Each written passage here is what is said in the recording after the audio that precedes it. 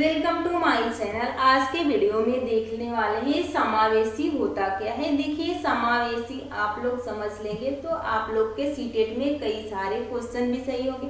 अगर आप बीएड में हैं तो आप लोग के लिए भी हेल्पफुल है। देखिए आप अगर बीएड में हैं तो आप लोग के सब्जेक्ट का नाम ही है समावेशी शिक्षा।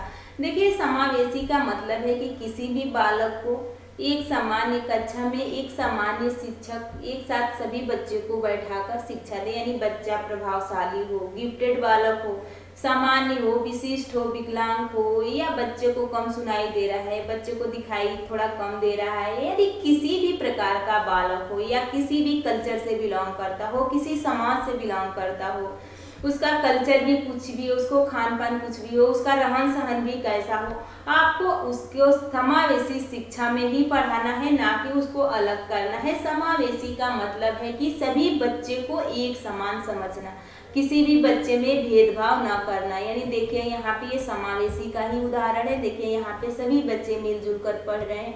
देखिए समावेशी का पहले सबसे एकीकृत आया, एकीकृत के बाद समावेशी आया।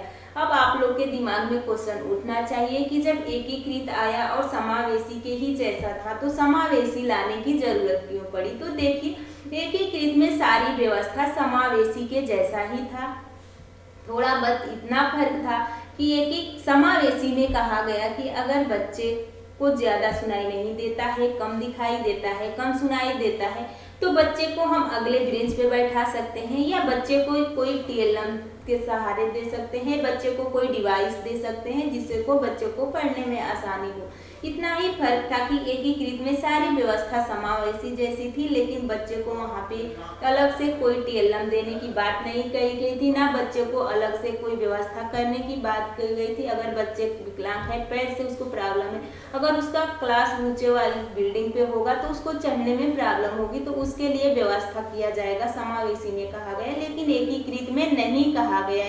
इसीलिए एकीकृत के बाद समावेशी लाना जरूरी हो गया। देखिए यहाँ पे सभी बच्चे मिलजुल कर खेल रहे हैं, मिलजुल कर पढ़ रहे हैं, तो किसी भी बच्चे के अंदर हीन भावना पैदा नहीं होगा। अगर किसी बच्चे की विकलांगता है, अगर बच्चे को पैर में से नहीं चलने में प्रॉब्लम हो रहा है, बच्चे को देखने में प्रॉब्लम हो गया, अगर बच्चे के अंदर किसी भी प्रकार का प्रॉब्लम है, अगर हम उस बच्चे को अलग कक्षा में बैठा दें, अलग क्लास में बैठा दें, अलग शिक्षक उसके लिए अलग शिक्षक पढ़ाए, तो उस बच्चे के अंदर हीन भावना आ जाएगी, बच्चे को पढ़ने में मन नहीं लगेगा। इसलिए किसी भी बच्चे के अंदर हीन भावना न आए, इसलिए समावेशी का सृजन किया गया। देखिए समावेशी यहाँ पे थोड़ा सा आप लोग पढ़िए, देखिए क्या कहा गया है। समावेशी शिक्षा एक ऐसी शिक्षा होती है जिसमें सामान्य बालक बालिकाएं और मानसिक तथा शारीरिक रूप से बाधित बालक एवं बालिकाओं सभी एक साथ बैठकर एक ही विद्यालय में शिक्षा ग्रहण करते हैं। समावेशी शिक्षा सभी नागरिकों समानता के अधिकार की बात करता है। देखिए यहीं पे एक समानता होता है और एक समता होता है। जब हम लोग बीएड की क्लास स्टार्ट करेंगे, ये समावेशी शिक्षा आप लोग के बुक का ही नाम है, समावेशी शिक्षा।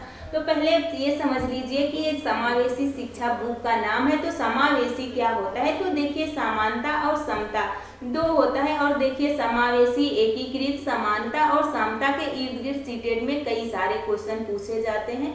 तो देखिए समावेशी को ही हम समानता कह सकते हैं और एकीकृत को हम समता कहते हैं। तो देखिए समानता के अधिकार की बात करता है और इसलिए इसके सभी शैक्षिक कार्यक्रम इसी प्रकार के तय किए जाते हैं।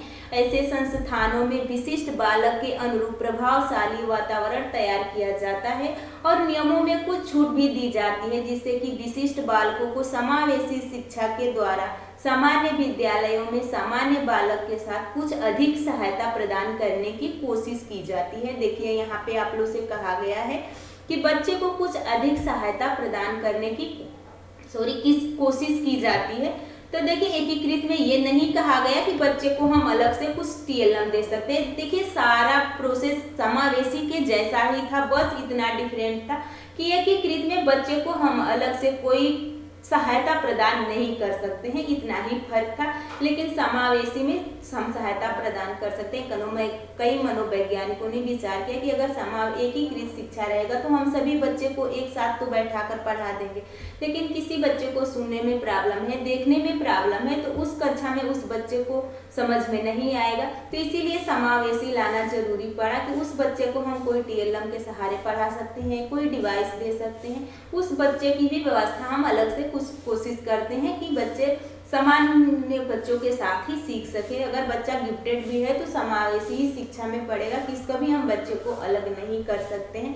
तो ये आप लोग का हो जाएगा समावेशी। और देखिए समावेशी की जरूरत इसीलिए बच्चों को पड़ी। चलिए अगले वीडियो में हम लोग बहुत जल्द मिलेंगे। और देखिए आप लोग चैनल को सब्सक्राइब कर लीजिए, अगर आप लोग का सपोर्ट मिलेगा तभी ये सब कर पाना पॉसिबल है। और अपने दोस्तों में भी शेयर कीजिए जिनसे उन लोग को भी हेल्प मिले। और हम लोग अब पढ़ेंगे कि ये समावेशी शिक्षा के अंदर क्या कहा गया। ये तो आप लोग के बुक का नाम है समावेशी शिक्षा, खासकर ये JNCU BEd सेकेंड सेमेस्टर के पेपर का नाम है समावेशी शिक्षा। तो उन स्टूडेंट के लिए तो बहुत हेल्पफुल होगा, लेकिन अगर BEd में कोई भी स्टूडेंट है और उनके सब्जेक्ट का नाम है समावेशी शिक्षा तो उन लोग के लिए भी हेल्प होगा। देखिए किसी भी अगर सेमेस्टर वाइज BEd का एग्जाम होता है तो किसी के फर्स्ट सेमेस्टर में होता है, किसी के सेकेंड में होता है, किसी के फोर्थ या थर्ड में होता है। पढ़ना यही होता है, फर्क इतना होता है कि सेमेस्टर की अलग अलग होता है। अगर देखिए आप लोग यहाँ से पढ़ेंगे वीर बहादुर सिंह पूर्वांचल में तो ये समावेशी को आप लोग के थर्ड सेमेस्टर में पढ़ना है। लेकिन आप लोग जननायक चंद्रशेखर विश्वविद्यालय में के BEd से आप लोग कर रहे हैं, यानी BEd कर रहे हैं जननायक चंद्रशेखर विश्वविद्यालय से, तो आप लोग को इसको सेकेंड सेमेस्टर में पढ़ना है। तो फर्क बस सेमेस्टर का होता है।